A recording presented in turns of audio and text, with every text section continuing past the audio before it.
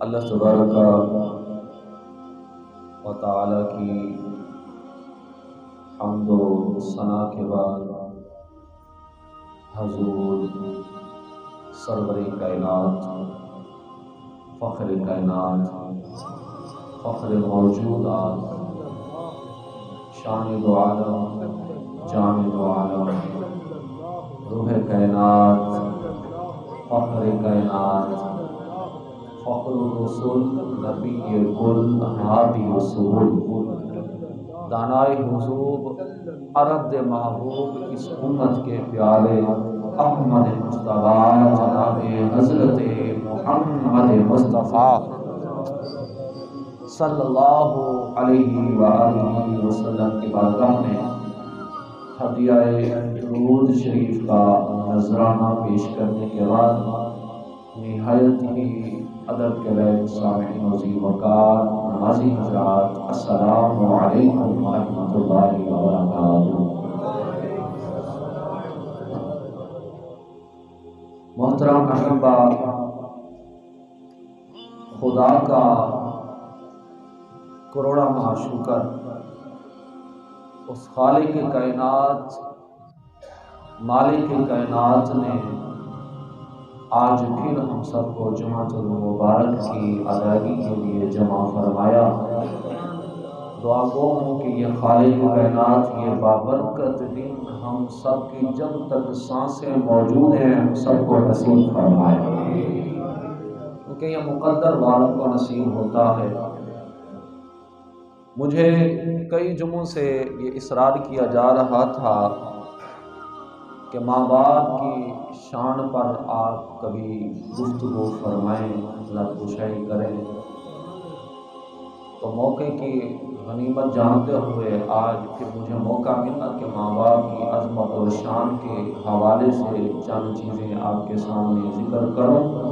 دعا گو ہوں خالق کائنات مجھے حق سچ بیان کرنے کی توفیق عطا فرمائے۔ عزیزان گرامی، حدیث پاک کے اندر آتا ہے، کریم آقا صلی اللہ علیہ وآلہ وسلم کا فرمان عالیشان کہ رب ذوالجلال تین بندوں کی دعاؤں کو رد نہیں فرماتا بلکہ قبول فرما لیتا ہے۔ صحابہ نے عرض کی، یا رسول اللہ صلی اللہ علیہ وآلہ وسلم کہ وہ کون سے تین اشخاص ہیں کہ جن کے رب دعا کو رد نہیں فرماتا بلکہ قبول فرما لیتا ہے؟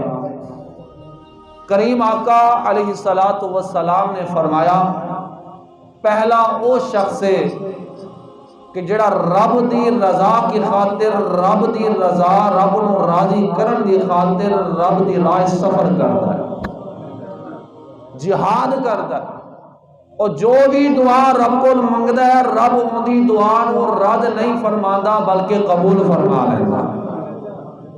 دوسرا وہ شخص ہے کہ جدو روزے دار افطار کے وقت روزہ جب افطار کرنے لگتا ہے اس وقت جو کچھ بھی وہ رب سے مانگتا ہے رب اسے عطا فرما دیتا ہے، رب اس کی دعا کو رد نہیں فرماتا۔ تیسرا وہ شخص ہے کہ جب باپ اپنی اولاد کے لیے ہاتھ اٹھا کر دعا کر دے، چاہے وہ اولاد گنہگار ہے یا نیکوکار ہے، جیسی بھی اولاد ہے، لیکن باپ کے ہاتھ اٹھ کے اس کے لیے دعا کے تو رب اس باپ کی دعا کو بھی قبول فرما لیتا ہے، رد نہیں فرماتا۔ میرے کریم آقا علیہ السلام سے صحابہ نے عرض کی، یا رسول اللہ ماں باپ کی شان کیا ہے؟ کریم آقا علیہ السلام نے فرمایا، ہما جنتک و نارک، تمہارے لیے وہ جنت بھی ہیں، تمہارے لیے وہ دوزخ بھی ہیں۔ یا رسول اللہ صلی اللہ علیہ وسلم جنت اور دوزخ سمجھ نہیں آئی بات؟ فرمایا ہاں، اگر تم ان کی خدمت کرو، انہیں راضی کر لوگے تو تم جنت کے حقدار بن جاؤ گے۔ اگر وہ تم سے ناراض رہے، تم انہیں راضی نہ کر سکے، تو پھر تم جنت کے حقدار نہیں بلکہ جہنم کے اندر ڈالے جاؤ گے۔ میرے کریم آقا علیہ الصلوۃ والسلام منبر پر جو ہے تشریف فرما ہونے لگے، پہلی سیڑھی پر قدم رکھا تو فرمایا آمین، دوسری سیڑھی پر قدم رکھا تو فرمایا، تیسری سیڑھی پر قدم رکھا تو فرمایا۔ صحابہ نے دیکھا، عرض کی یا رسول اللہ صلی اللہ علیہ وسلم اج تک تے اسی تانوں اس طرح دے جملے ارشاد فرماندے ہوئے نہیں ویکھیا، تے اج اسی ویکھیا کہ تسی منبر پر تشریف فرما ہون لگے ہو، تے پہلی سیڑھی تے قدم رکھیا تے فرمایا آمین، دوسری سیڑھی تے قدم رکھیا تے فرمایا آمین، تیسری سیڑھی تے قدم رکھیا تے فرمایا آمین۔ اس میں کیا وجہ ہے؟ تو کریم آقا علیہ الصلوۃ والسلام نے فرمایا اے میرے صحابہ کہ جب میں پہلی سیڑھی پر قدم رکھنے لگا تو جبرائیل آ گیا، اور جبرائیل امین علیہ الصلوۃ والسلام نے آ کر کہا یا رسول اللہ وہ شخص تباہ و برباد ہو جائے کہ جس نے اپنے ماں باپ کو پایا لیکن ان کی خدمت نہ کی۔ تو بد دعا کی جبرائیل نے، میں نے کہا آمین۔ جب دوسری سیڑھی پر قدم رکھا تو جبرائیل نے کہا یا رسول اللہ صلی اللہ علیہ وآلہ وسلم وہ شخص بھی تباہ و برباد ہو جائے کہ جس نے ماہ رمضان کا مہینہ تو پایا اس کے روزے نہ رکھے۔ تو جبرائیل نے بد دعا کی تو میں نے کہا آمین۔ تیسری سیڑھی پر قدم رکھا تو عرض کی یا رسول اللہ وہ شخص بھی تباہ و برباد ہو جائے کہ جس نے آپ کا نام سنا اور آپ پر درود پاک نہ بھیجا، تو میں نے کہا آمین۔ پتہ چلا رمضان شریف کو پانے والا اور اس کے روزے نہ رکھنے والا، اس کے لیے بد دعا کرنے والے جبرائیل اور آمین کہنے والے میرے اور آپ کے مصطفیٰ، اور جو اپنے ماں باپ کو تو پا لیتا ہے لیکن ماں باپ کی خدمت نہیں کرتا، اس کے لیے بد دعا کرنے والے جبرائیل، آمین کہنے والے میرے اور آپ کے مصطفیٰ، اور جس نے میرے اور آپ کے نبی علیہ الصلوۃ والسلام کا نام سنا اور ان پر درود نہ بھیجا تو بد دعا کرنے والے جبرائیل، آمین کہنے والے میرے اور آپ کے مصطفیٰ۔ تو بتاؤ ہم پھر جنت میں چلے جائیں گے جس کے لیے مصطفیٰ بد دعا کر رہے ہیں، جبرائیل بد دعا کریں اور مصطفیٰ آمین کہیں؟ کبھی نہیں جا سکتے۔ میرے ایک دوست ہیں، ذرا دل کے کانوں سے بات کو سنیے گا، میرے دوست ہیں، ان کے والد گرامی نے نا اپنی زندگی کے اندر جو جائیداد تھی اپنے بچوں میں تقسیم کر دی کہ بعد میں میرے جانے کے بعد مجھے یاد کرنے کے بجائے یہ جائیداد کو لے کر جھگڑے فسادات نہ کریں۔ ایسا ہی ہوتا ہے، جھگڑے فسادات بڑھ جاتے ہیں۔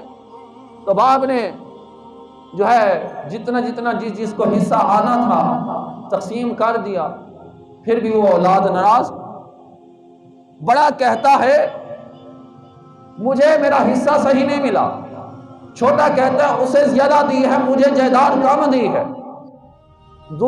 تیسرا کہتا ہے ان دونوں کو اچھی جگہ دے دیے، مہنگی جگہ ان دونوں کو دے دیے، جس کی یعنی جائیداد کے اندر جس کی قیمت زیادہ نہیں لگتی تھی وہ جگہ مجھے دے دیے۔ اب وہ تینوں لڑ رہے ہیں، جائیداد ان کے نام ہو گئی ہے۔ اب اس لڑائی جھگڑے کے معاملے کے اندر ماں باپ کو گھر سے بے گھر کر دیا۔ ایک کہتا ہے میرے ساتھ نہ انصافی ہوئی، دوسرا کہتا ہے میرے ساتھ نہ انصافی ہوئی، تیسرا کہتا ہے میرے ساتھ نہ انصافی ہوئی ہے۔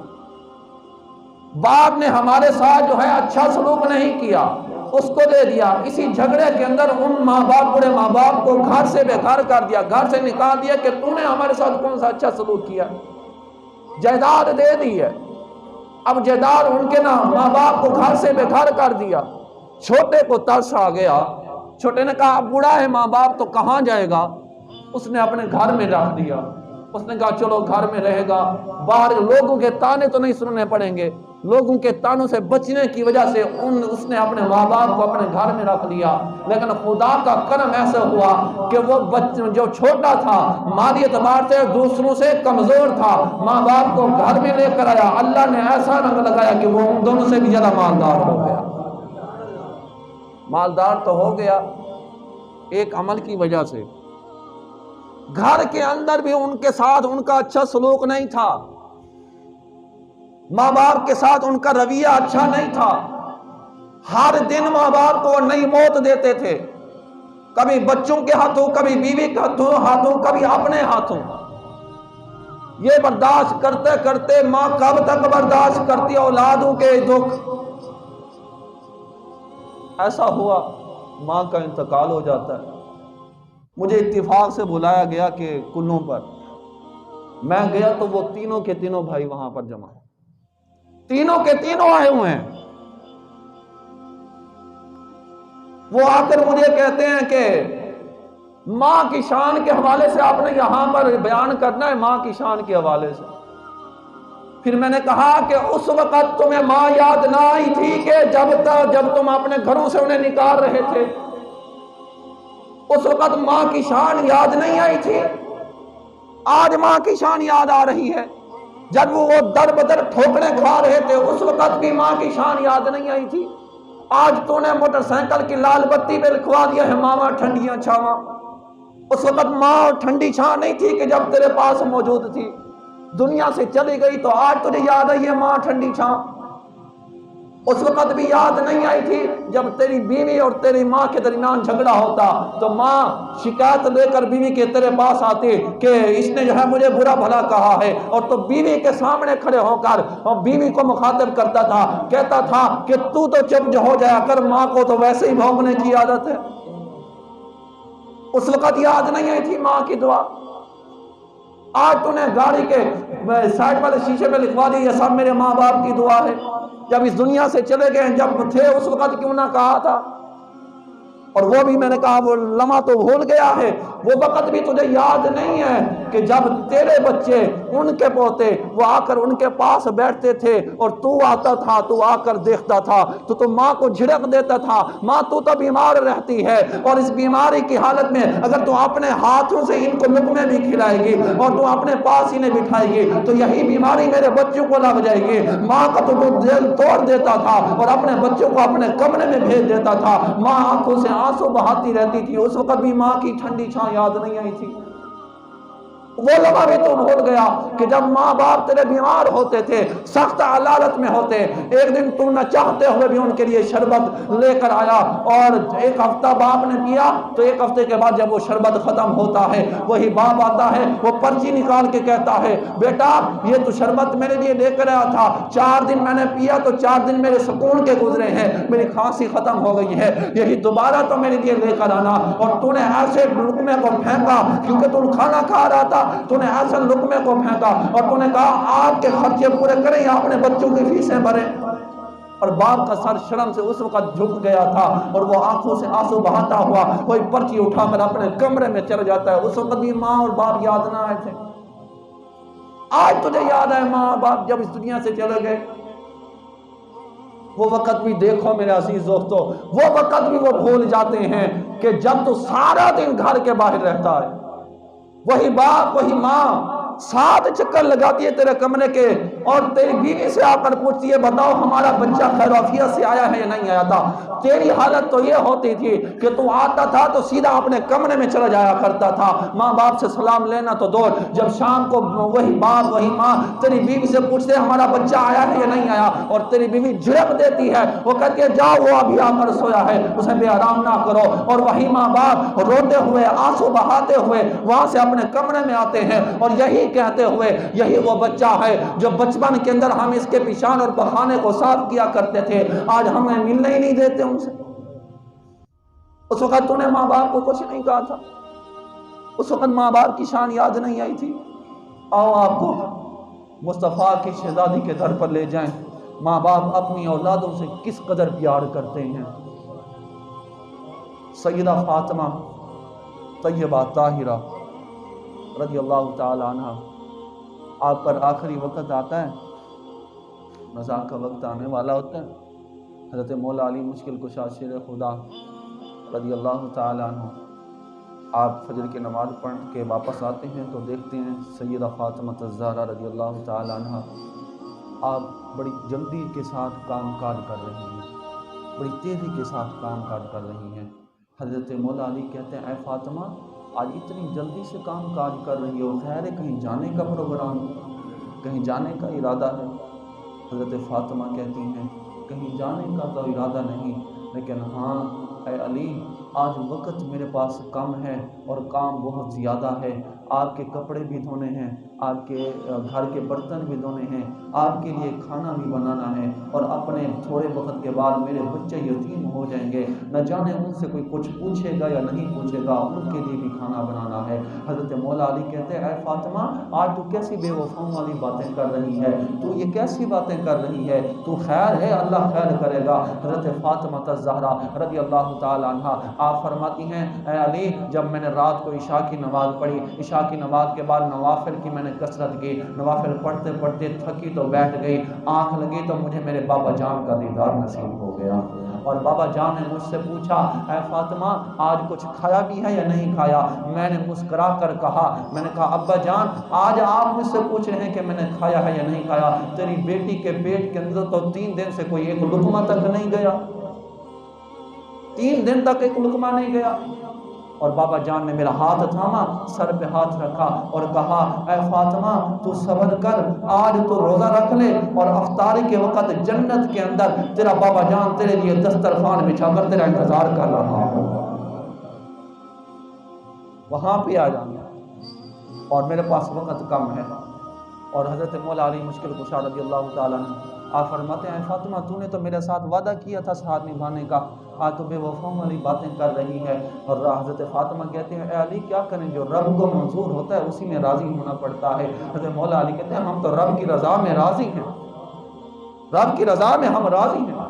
اور پھر سیدہ فاطمہ الزہرا رضی اللہ تعالیٰ عنہ حضرت مولا علی سے کہتی ہیں علی میری 3 آپ کو وصیتیں ہیں، وعدہ کرو بات میری مانو گے۔ حضرت مولا علی کہتے ہیں اے فاطمہ تیری تو میں نے ہر بات مانی ہے، تو یہ نہ بھی کہتی تب بھی مانتا۔ کیا 3 باتیں ہیں؟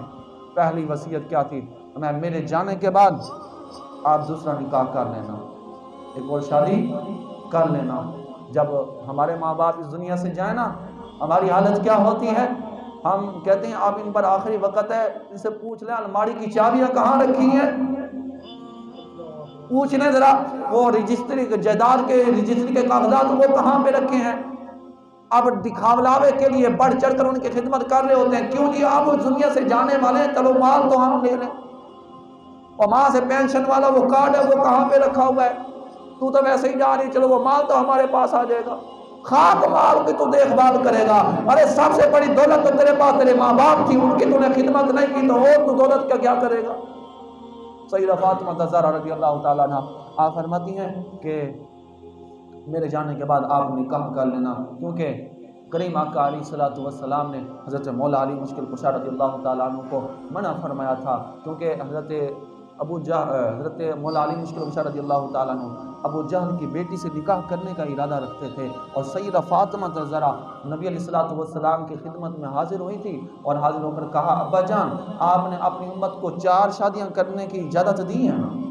جی دی ہے، میں علی کو بھی دی ہے، کیوں کیا ہوا؟ کہ وہ ابو جہل کی بیٹی سے نکاح کرنے کا ارادہ فرماتے ہیں۔ تو میرے مصطفیٰ کریم آقا علیہ الصلوۃ والسلام نے انصار مدینہ کو، مہاجر مکہ کو سب کو جمع کیا اور اعلان فرمایا علی کہاں ہو؟ جی یا رسول اللہ، فرمایا کہ میں نے سب کو 4 شادیاں کرنے کی اجازت دی ہے، علی جب تک میری بیٹی تیرے نکاح میں تجھے اور شادی کرنے کی اجازت نہیں ہے، مجھے میری بیٹی بہت زیادہ پیاری ہے۔ میں بابا جان نے منع کیا تھا، آج میں اجازت دے رہی ہوں، آج میں اجازت دے رہی ہوں۔ دوسری وصیت فرمایا اے علی شادی اس سے کرنا جو میرے بچوں کی بھی دیکھ بھال کرے، ماں خود جس بھی بیماری کے اندر مبتلا ہو، جس بھی مرض کے اندر مبتلا ہو، اولاد اگر تھوڑی سی بھی علیل ہو جائے ماں باپ سے برداشت نہیں ہوتا، سارا دن وہ بھوکے رہیں گے، لیکن اولاد کی بھوک ان سے نہیں دیکھی جاتی۔ اور میں اے علی شادی اس سے کرنا جو میری بچوں کی بھی دیکھ بھال کرے، اور 29 دن ان کے ساتھ گزارنا تو ایک دن میرے شہزادوں کے ساتھ بھی گزارنا، اور ان سے پوچھ لینا کہیں فاطمہ کی یاد تو نہیں آ رہی۔ روایات کے اندر آتا ہے حضرت مولا علی مشکل کشا شیر خدا رضی اللہ تعالیٰ عنہ آپ نا ہچکے مار مار کے رو رہے تھے، اور اتنے میں شہزادے آ جاتے ہیں اور یہ دونوں رو رہے ہیں، حسن و حسین پوچھتے ہیں اے ابا جان اے اماں جان خیر تو آج آنکھوں سے آنسو بہا رہے ہو، اتنے آنکھوں سے آنسو کس لیے؟ اور کمزور آواز میں سیدہ فاطمہ نے کہا تم جاؤ جا کر نانا کے روزے پر حاضری دے کر میرا بھی سلام کہو اور اپنا بھی سلام کہہ کے آؤ۔ وہ جانتے ہیں خیال تھا کہ یہ وہاں پر وقت گزار کے آئیں گے، یہ وہاں پر وقت گزار کے آئیں گے۔ تھوڑی دیر گزری، ہانگتے ہوئے ہدکتے ہوئے وہ دونوں شہزادے واپس آ جاتے ہیں۔ آ کر ماں کے سینے پر سر رکھتے ہیں، کہا اماں آج کہاں جا رہی ہو؟ حضرت مولا علی پاس بیٹھے ہیں۔ حضرت مولا علی کہتے ہیں کیوں، کیا ہوا ہے؟ کہا ہم نانا جان کے روزے پر گئے، سلام کہا، سلام کے بعد ہم بیٹھے ہی تھے، اندر سے آواز آئی شہزادو اے میرے نواسو آج یہاں پر کیا کر رہے ہو؟ میرا روزہ تو بعد میں بھی تمہیں نظر آ جائے گا، پہلے ماں کے پاس جاؤ، آج کے بعد تمہاری ماں شاید تمہیں قیامت تک نظر نہ آئے، اس ماں کے پاس جاؤ۔ تیسری وصیت کیا؟ اے علی 2 بول میری جھولی میں ڈال دو، 2 بول، 2 جملے میری جھولی میں ڈال دو، وعدہ کرو دو گے۔ حضرت مولا علی مشکل کشا فرماتے ہیں اے فاطمہ تو کیسی باتیں کر رہی ہے، تو جو بھی مانگ میں تجھے دوں گا۔ کہا اے علی بتاؤ تم مجھ سے راضی ہے یا نہیں ہے؟ آپ مجھ سے راضی ہیں یا نہیں ہیں؟ حضرت مولا علی آنکھوں سے آنسو بہا رہے ہیں، زار و قطار رو رہے ہیں۔ اے فاطمہ تو یہ کیا بات کر رہی ہے؟ تو نے کبھی نہ تو کپڑے کا مطالبہ کیا، نہ مکان کا کیا، نہ کھانے کا کہا، میں تجھ سے راضی نہ ہوں اور کون راضی ہو؟ تو وہ شہزادی ہے کہ جس کے بارے میں مصطفیٰ نے خود فرمایا میری شہزادی فاطمہ جنت کی عورتوں کی سردار ہے، میں تجھ سے راضی ہوں، تو یہ کیوں کر رہی ہے؟ کہا اس لیے آپ سے یہ وعدہ لیا ہے، اس لیے 2 بول اپنی جھولی میں ڈال کے جا رہی ہوں اور جا کر اپنے بابا جان کو دکھاؤں گی، یا بابا جان میں حضرت علی کو ناراض کر کے نہیں بلکہ راضی کر کے آ رہی ہوں۔ یہ 3 وصیتیں ہیں۔ بتائیے ہم اپنی اولادوں کو یہ تربیت دیتے ہیں؟ جب ہم اپنی اولادوں کی یہ تربیتیں نہیں کرتے تو پھر اولاد نافرمانی ہوتی ہے۔ ہم نے اپنی اولادوں کو کیا کچھ نہیں سکھایا؟ ہم نے اپنی اولادوں کو کہا بس بنگلے بنانے، پھر اس بنگلے کے پیچھے آپ کے ساتھ بھی بے وفائی کر لیتے ہیں۔ وہ کون سی وفا کر دیتے ہیں؟ پھر جب آپ لوگوں نے ان کا ذہن یہ بتایا، انہیں بیٹیاں تھی تو بتاتے نا سیدہ فاطمہ زہرا کی سیرت یہ ہے، 3 4 دن کو کھانے کو کچھ نہیں ہوتا، پھر بھی وہ کہتی مولا تیرا لاکھ لاکھ شکر ہے۔ یہاں پر اگر ایک دن ایک ٹائم کا کھانا نہ ملے تو وہ چھوڑ کر باپ کے گھر میں آ جاتی ہے کہ مجھے کھانے کو کچھ نہیں ملا، تو بھی لڑنے کے لیے تیار ہو جاتا ہے۔ تجھے بھی پتہ نہیں ہے کہ اس بچے کے ساتھ کیا کچھ گزری ہے، کس حالت میں کما رہا یا نہیں کما رہا۔ ہماری حالت تو یہ ہے۔ میرے عزیز دوستو، آخری بات وقت کے دامن میں گنجائش میں، حضرت مالک بن دینار رحمت اللہ تعالی علیہ آپ بیت اللہ شریف کے پاس بیٹھے ہیں، آخری رات تھی، اگلے دن انہوں نے واپس آنا تھا، تہجد کا وقت ہے، 2 آسمان سے فرشتے آتے ہیں، ایک کہتا ہے دوسرے سے آپ کو پتہ ہے اس سال حج کرنے کے لیے کتنے افراد جمع ہوئے ہیں؟ دوسرا کہتا ہے ہاں پتہ ہے۔ کہا کتنے؟ کہا 4 لاکھ افراد آئے ہیں۔ 4 لاکھ؟ جی۔ کہا یہ بھی پتہ ہے کتنوں کا قبول ہوا ہے؟ کہا سب کا قبول ہو گیا، صرف ایک شخص ہے جس کا قبول نہیں ہوا۔ حضرت مالک بن دینار رحمت اللہ تعالی علیہ آپ سن رہے ہوتے ہیں، آپ فوراً خدا کے بارگاہ میں سجدے میں گر جاتے ہیں، چیخیں مار مار کے روتے ہیں، مولا مجھے بتا 4 لاکھ میں سے صرف ایک ہی بدبخت ہے جس کا جو ہے حج قبول نہیں ہے، باقی سب کا ہو گیا، وہ کون ہے؟ کہیں میں تو نہیں ہوں، کہیں وہ میں تو نہیں۔ اسی حالت میں پورا دن گزر جاتا ہے، مریدین آتے ہیں حضرت مالک بن دینار رحمۃ اللہ علیہ، حضرت کیا ہوا؟ رو رو کر آپ نے اپنی آنکھوں کو سجا لیا ہے، نہ کھانا نہ پینا، خیریت تو ہے؟ کہا کچھ نہیں ہوا۔ اگلا دن پھر آ گیا، رات کا وقت ہے، وہی تہجد کا وقت ہے، پھر وہی دونوں فرشتے آ جاتے ہیں۔ کہا پتہ ہے کتنے آئے ہیں؟ کہا پتہ ہے۔ کہا کتنے؟ 4 لاکھ۔ کتنوں کا قبول ہوا؟ سب کا ہوا، صرف ایک کا قبول نہیں ہوا۔ حضرت مالک بن دینار رحمۃ اللہ علیہ کہتے ہیں اے اللہ کے نورانی فرشتوں، تمہیں خدا کا واسطہ ہے بتاؤ وہ کون شخص ہے جس کا حج قبول نہیں ہوا؟ وہ کہتے ہیں ایک شخص ہے، ایسی اس کی موٹی موٹی آنکھیں ہوں گی، بڑا چہرہ ہوگا، داڑھی ہوگی، وہ ابھی یہاں سے آئے گا دیکھ لینا وہی شخص ہے۔ حضرت کیونکہ علامات بتائی گئی، مالک بن دینار رحمۃ اللہ تعالیٰ علیہ آپ انتظار میں تھے کہ دیکھو تو صحیح وہ کون ہے سب بدبخت انسان۔ کچھ وقت گزرتا ہے تو ایک شخص آتا ہے، وہی آنکھیں، وہی چہرہ، وہی داڑھی، وہ آ کر استلام کرتا ہے اور کہتا ہے اللہم لبیک اللہم لبیک، سلام کرتا ہے اللہم لبیک، ادھر سے جواب آتا ہے لا لبیک، کوئی تیرا حج قبول نہیں ہے، جا واپس لوٹ جا۔ حضرت مالک بن دینار جاتے ہیں، اس کے کندھے پر ہاتھ رکھتے ہیں، ذرا دوبارہ یہ کہے میں سننا چاہتا ہوں۔ وہ جواب دیتا ہے، وہ کہتا ہے آپ تو آج سن رہے ہیں یہی جواب تو میں 8 سال سے سن رہا ہوں، 8 سال ہو گئے یہی جواب سنتے آ رہا ہوں۔ ادھر سے میں کہتا ہوں اللہم لبیک، ادھر سے جواب آتا ہے لا لبیک، کوئی تیرا حج قبول نہیں ہے، کوئی حج قبول نہیں، جا لوٹ جا۔ حضرت مالک بن دینار کہتے ہیں میں نے کہا پھر بھی اسی در پہ آتا ہوں، تو جواب آیا کہ پھر بتاؤ اور کون سا در ہے جہاں پہ میں جاؤں، اس در کے سوا کوئی اور در ہو تو بتا دو، یہی تو در ہے، اسی در سے تو ملنا ہے سب کچھ۔ یارو یاد رکھو جب تمہیں لگے کہ اپنا کوئی قریب نہیں آ رہا، اپنے منہ نہیں لگا رہے، پتہ چل جائے کہ ہمارے گناہ بڑھ چکے ہیں، اس رب کی بارگاہ میں آ کر جھک جاؤ، رب تمہارے اوپر بھی رحمتوں کا نزول فرما لے۔ لیکن یہی سوچ لے کر آؤ کہ اس در کے سوا کس کو در پہ جائیں ہم، اس در کے سوا ہے کوئی اور در دینے والا؟ کوئی در نہیں ہے۔ تو جب یہ سوچ لے کر آؤ گے رب ہر دعا کو قبول فرما لے۔ حضرت مالک بن دینار، مختصر کرو، حضرت مالک بن دینار رحمۃ اللہ تعالیٰ علیہ آپ فرماتے ہیں اچھا بتا ماجرا کیا ہے، تیرا حج قبول کیوں نہیں ہوتا؟ وہ چیخیں مار کے رونے لگے۔ عبد الرحمن نام تھا بن جیش، کہا چھوڑیں، کہا بتاؤ تو سی کیا وجہ؟ کہا میں وہ بدبخت انسان ہوں کہ جس نے اپنے تیش میں آ کر اپنی ماں کو زور سے تھپڑ رسید کر دیا۔ 8 سال ہو گئے تھپڑ مارا ہوئے، تو 8 سال سے حج کرنے کے لیے آ رہا ہوں، ادھر سے کہتا ہوں اللہم لبیک، ادھر سے جواب آتا ہے لا لبیک، کوئی حج قبول نہیں ہے۔ میں وہ بدبخت انسان ہوں کہ جس نے تیش میں آ کر اپنے باپ کو اپنی ماں کو تھپڑ رسید کر دیا، میں وہ بدبخت ہوں۔ حضرت مالک بن دینار رحمۃ اللہ تعالی پاس بیٹھے ہیں، وہاں سے اٹھے اور پیچھے چلے گئے، وہ کہتے ہیں آپ ہی چھوڑ کے جا رہے ہو۔ حضرت مالک بن دینار سے وہ حضرت مالک بن دینار اس سے کہتے ہیں اور تو وہ بدبخت انسان ہے کہ جس نے اپنی ماں کو تھپڑ رسید کیا ہے، تجھے پر تو خدا کی لعنتیں برس رہی ہیں، کہیں تیری وجہ سے میں بھی خدا کی لعنتوں کی لپیٹ میں نہ آ جاؤں۔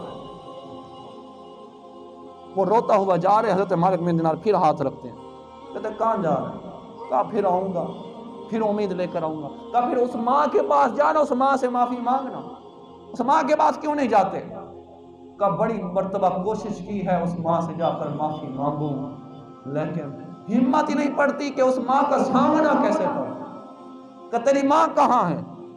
کہ جس طرح میں ہر سال حج کرنے کے لیے آتا ہوں اسی طرح میری ماں بھی ہر سال آتی ہے، لیکن اس میں اور مجھ میں فرق یہ ہے کہ اس ماں پر جب وہ حج کرتی ہے تو اس پر خدا کی رحمتیں نازل ہوتی ہیں۔ میں حج کرنے کے لیے تو آتا ہوں لیکن ماں کی نافرمانی کرنے پر خدا کی لعنتیں مجھ پر برستی ہیں۔ میں وہ بدبخت ہوں۔ کہا ماں کہاں؟ وہ دیکھیں وہاں پر خیمے لگے ہوئے ہیں، ان خیموں کے اندر ایک بیٹھی ہوگی جس نے آدھا جو ہے دوپٹہ سر پہ لیا ہوگا اور آدھا دوپٹہ اپنی آنکھ کے آگے لیا ہوگا، آنکھ کو چھپایا ہوگا، اپنے چہرے کو چھپایا ہوگا، اور وہ اللہ کا کلام پڑھ رہی ہوگی، بڑے نازک سے اعضاء ہوں گے، ضعیف ہوگی، وہ میری ماں ہوگی۔ حضرت مالک بن دینار رحمۃ اللہ تعالیٰ علیہ آپ چل پڑتے ہیں، دیکھا وہی ماں بڑے خوبصورت انداز میں تلاوت کلام الرحمن پڑھ رہی ہے۔ کہا او عبد الرحمن کی ماں، ادھر سے چیخ نکلی کون ہے کہ جس نے مجھے جو ہے میرے بیٹے کے نام سے پکارا؟ ٹھنڈا سانس بھرا، کہا میں مالک بن دینار۔ کہا میرے بیٹے کے نام سے مجھے کیوں پکارا؟ کہا آ جاؤ اندر۔ اندر آ گئے، کہا جب آپ نے کہا نا عبد الرحمن کی ماں، تو ایک بار پھر مجھے وہی درد محسوس ہوا، وہی مجھے میرے بیٹے کا تھپڑ یاد آ گیا ہے، میری آنکھ پھر چبھنے لگی ہے۔ حضرت مالک بن دینار کہنے لگے میں تیرے بیٹے کا سفارشی بن کے آیا ہوں، تو اسے معاف ہی کر دے، تو اسے معاف کر دے۔ کہنے لگی کہ اگر معافی مانگنی تھی تو وہ خود کیوں نہیں آیا میرے پاس؟ معافی مانگنی تھی وہ خود کیوں نہیں آیا میرے پاس؟ تجھے بھیج دیا۔ کہا اس کے اندر ہمت ہی نہیں ہوئی۔ کہا اگر آ جائے تو معاف کر دو گی؟ کہا میں تو کئی مرتبہ، اولاد جیسی بھی ہو، میں نے تو کئی مرتبہ اس کے لیے ہاتھ اٹھا کر دعا کرنے کی کوشش کی ہے، پھر مجھے اس کا وہ ظلم یاد آ جایا کرتا ہے، پھر میرے ہاتھ رک جایا کرتے تھے۔ کئی مرتبہ کوشش کی ہے کہ دعا کروں، وہ خود کیوں نہیں آیا؟ آ کر میرے سامنے کھڑا ہوتا، میں سارے دکھ درد بھول جاتی، آتا تو صحیح وہ میرے پاس۔ حضرت مالک بن دینار نے اسے بلایا۔ حضرت عبد الرحمن جیسے ہی نظر پڑی تو آنکھوں سے چھم چھم آنسو بہنے لگے، زار و قطار رونے لگی، اور ماں نے اپنے بیٹے کو سینے سے لگایا اور سینے سے لگا، چونکہ حضرت مالک بن دینار نے سارا پیچھے والا واقعہ سنایا تھا، اور حضرت مالک بن دینار رحمۃ اللہ تعالیٰ کی سفارش پر انہوں نے جب سینے سے لگایا، ایسے اعضاء پر جب ہاتھ پھیرنے لگی نا ماں، دیکھا تو ایک ہاتھ موجود نہیں تھا۔ ماں چیخ پڑی، رو پڑی۔ ماں نے کہا میں نے جب تجھے پیدا کیا تھا تیرے ہاتھ بھی سلامت تھے، تیرے پاؤں بھی سلامت تھے، تیرے سارے اعضاء تندرست تھے، لیکن آج تیرا ہاتھ نہیں ہے۔ اب بیٹا بھی رو پڑا۔ بیٹے نے کہا ماں جس دن میں نے آپ کو وہ تھپڑ نصیب کیا تھا، اس دن سے مجھے ایسی ندامت ہوئی کہ میں نے کہا اگر یہی ہاتھ لے کر رب کی بارگاہ میں جاؤں گا تو کیا منہ دکھلاؤں گا؟ میں نے اپنا ہاتھ اسی دن کانپے سے کاٹ دیا تھا۔ ماں چیخ پڑتی ہے، ماں کہتی ہے جا میں نے تجھے معاف کیا۔ ادھر ماں نے معاف کیا، ادھر سے آواز آئی، کہا اے عبد الرحمن تیرا آج جو ہے یہ والا حج ہے، میں نے تیرا یہ بھی حج قبول کر لیا ہے، تیری ماں کی معاف کرنے کی وجہ سے باقی جو پیچھے والے ہیں وہ بھی سارے میں نے حج قبول کر لیا۔ میرے عزیز دوستو، جب ماں باپ ناراض ہوں ان سے جا کر معافی مانگ لو، ان کے پاؤں پکڑ لو۔ اگر ماں باپ دنیا سے چلے گئے تو ان کی قبروں پر چلے جاؤ۔ کہیں آپ لوگوں سے خطائیں ہوئی ہیں تو ان سے جا کر معافی مانگو، خدا کی عزت کی قسم دنیا میں بھی کامیاب ہو جاؤ گے، آخرت میں بھی کامیاب ہو جاؤ گے۔